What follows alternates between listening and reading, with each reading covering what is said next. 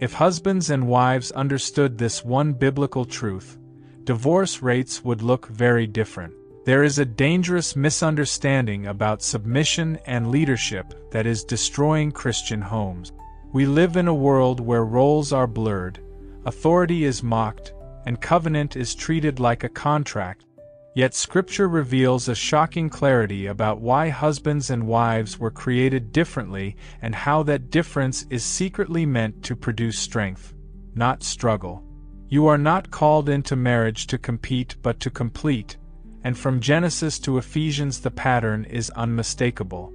The husband is entrusted with sacrificial leadership, while the wife is empowered with purposeful partnership, and few people know how radical this really is. When you read Ephesians 5, you notice the warning before the promise, because headship is not domination and submission is not weakness. Both are acts of obedience unto God, not personality traits or cultural leftovers.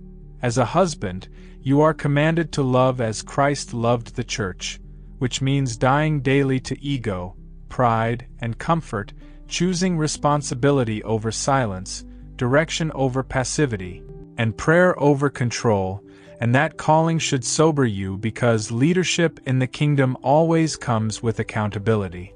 Scripture never tells you to rule harshly.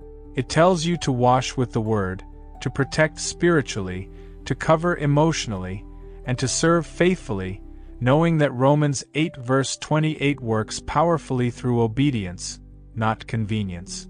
As a wife, you are not diminished by support.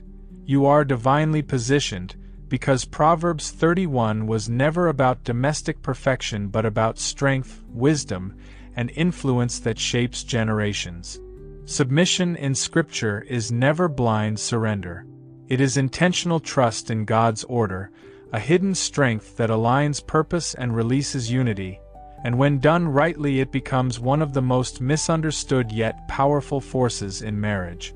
You are called to respect, encourage, and build, not because your voice is smaller but because your impact is massive, and the enemy knows that a wife's words can either crown or crush a home. Genesis reveals a secret many overlook. Eve was created as a helper suitable, a phrase loaded with power, meaning a strong ally, often used in Scripture to describe God Himself as a helper, which should completely destroy the lie that biblical roles are oppressive. When husbands refuse leadership and wives resist alignment, confusion enters, intimacy erodes, and prayer loses power, because Amos 3 verse 3 reminds you that agreement matters.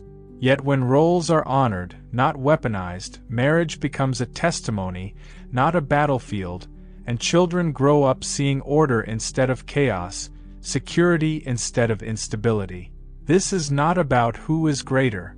Jesus already settled that by kneeling to wash feet, and that image should haunt every husband who confuses authority with entitlement and every wife who confuses strength with resistance. Marriage was designed to reflect Christ and the church, a living parable the world is watching, and whether you realize it or not, your obedience preaches louder than your words. The hidden truth is this: God's design is not restrictive. It is protective, and when you step into your role fully, you don't lose yourself, you finally find purpose. So examine your heart, not your spouse, align yourself with Scripture, not culture, and decide today whether your marriage will be shaped by opinion or by truth. If this challenged you, stirred you, or exposed something you need to pray about, don't ignore it, act on it. Share this message with someone who needs clarity. Like the video to push this truth further. Subscribe so you don't miss what few people are willing to say, and leave a comment declaring your commitment to honor God's design.